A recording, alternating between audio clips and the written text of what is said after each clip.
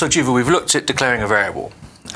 We've basically only looked at integers so far, although we did mention pointers just for a moment, but we're going to come back to those and deal with those in more detail. But obviously there's more than just integers around. So when we declare variables, what's available to us? What are we talking about? What types are there out there? So all the variables that we've looked at so far were integers, which are a scalar type. The term scalar really means that it's a type of variable that can contain a range of values that sort of go off to some upper limit and have a lower limit, but they scale. That's the idea behind the word scalar, right? There's other kinds of variables. We looked at a little bit about pointers and so forth, but really when we deal with pointers in the future, those are really going to be for the purposes of declaring objects. So really those are going to be the two major categories of variables that we're going to deal with, are scalars and objects. And already, like I said, we've looked at integers, which are a scalar. There's actually all different kinds of types of scalar variables inside of that scalar category.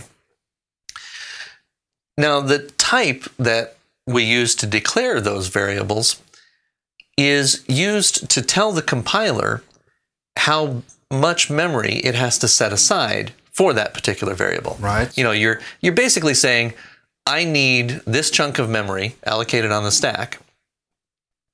And so you have to tell the compiler, this is how much memory I'm going to be using in there. So when we declared an integer, it was basically, because we'd said int, the compiler knew it needed to put this much memory aside because an integer takes this much memory. Exactly.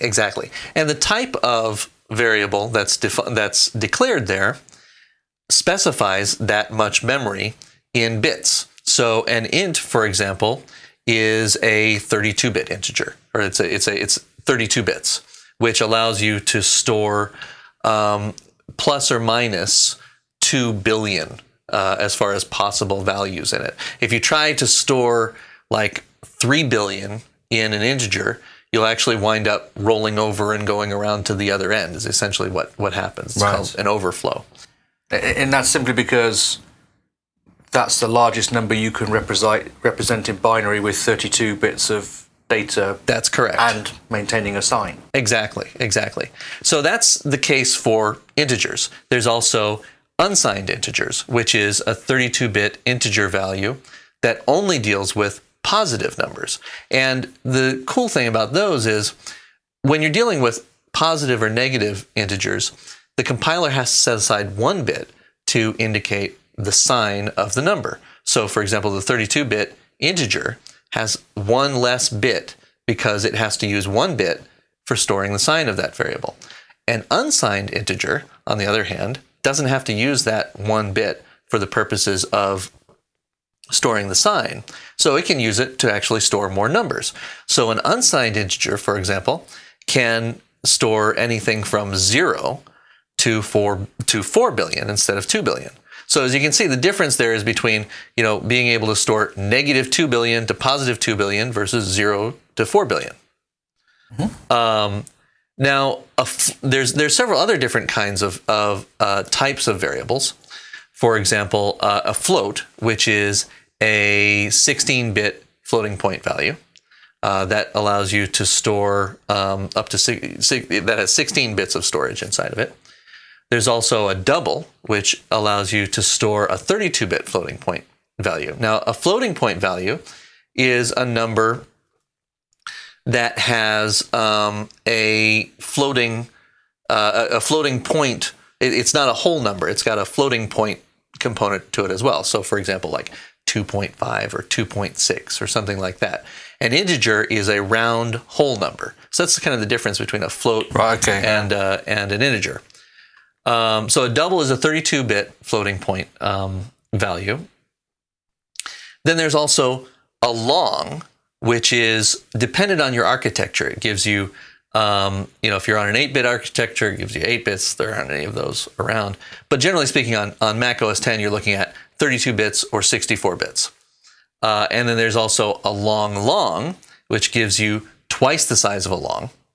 So that would be, if you're on a 32-bit architecture, it gets you 64 bits. If it's on a 64-bit architecture gives you 128 bits, and so on. Now, those are kind of considered to be not the best thing to use on Mac OS X and the iPhone.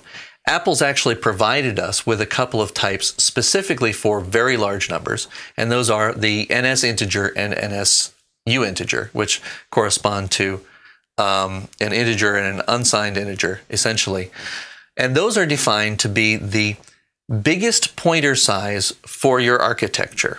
Right. And the nice thing about using those, you should try to use those for things like, for example, control variables for loops and things like that. Because what'll happen is, you know, a loop tends to benefit, like if you're looping over the elements of an array, for example, right?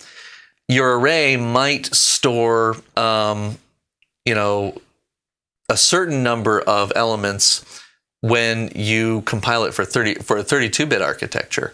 But maybe later when you compile it for a 64-bit architecture, or, you know, when we have bigger architectures like 128-bit architecture or something like that, you might be dealing with arrays that are huge, that have, you know, trillions of things in them. And so in those cases, you want to use those extra bits to be able to access those elements out there at the end of those arrays. So Apple provides these NS integer and NSU integer types for exactly that reason. So in other words, essentially whenever you're doing things like accessing pointers or accessing elements of an array, you should always use the NS integer and NSU integer types instead of like hard-coded integer or unsigned int and those kinds of things. Right, okay. So there's a few other types that I wanted to make sure we covered as part of this introduction to types. Specifically, you're probably going to see these in a few areas in the code that we're going to be reviewing through the course. But generally speaking, well, let's take a look at them. So first of all, there's the char data type. Okay, now this guy actually is there for representing a single character. Typically, it's it's actually technically represented internally as an integer. Most often, you're going to see this data type in our examples as a char pointer. And this is really used for older C-style strings. We might use these in cases where we're dealing with some older blocks of memory and those kinds of things. Things that, like legacy code from C code, that kind of thing. I mean, is that because in C, traditionally a string was actually just an array of chars or a series of chars? And that's exactly right. Point to the first char in the string with a pointer, and it comes to an end when it gets to a terminator. That's exactly right. Now, we're not going to go into a lot of the details of that particular construct because the truth is you're not going to really use that very much in Objective-C. You would only use that if you're doing real, low-level C programming. And there's a fair amount of detail there on C programming that you don't need to worry about. No. Now, a couple of other data types that we will be using in this course is the bool data type, which is an Objective-C data type. And basically, it can represent a Boolean value that can be either yes or no. Now, that's a little bit different from some other languages that represent Boolean values as true or false. Objective-C represents Boolean values as all caps, yes or no. However, there is a little bit of leeway given there. If you do accidentally set a Boolean value to true or false, the compiler will usually let you slide by. You can also use 0 or 1 to indicate false or true as well.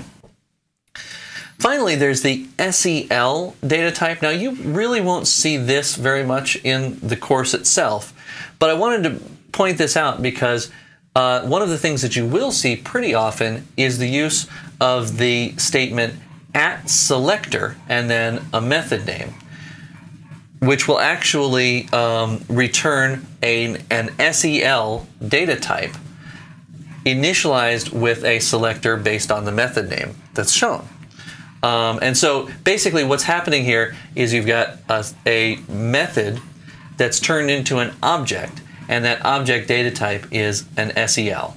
This isn't to be confused with some of the technologies that we'll be working with, for example, like blocks and things like that. You can't use them in the same way, but you can use it to pass method signatures around from class to class and perform operations with them like that.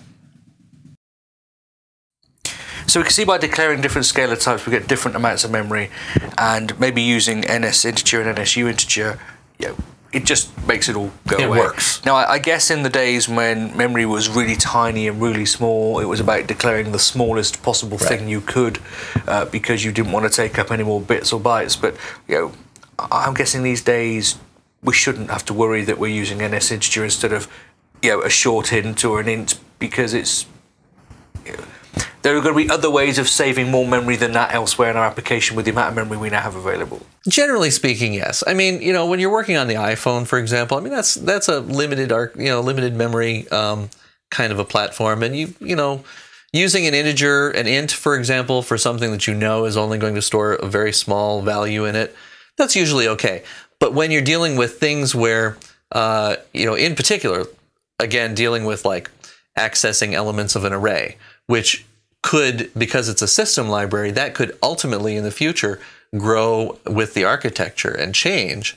You want to use those macros because Apple will update those types for those changes in architecture, and make it possible that your application will continue to work properly on those future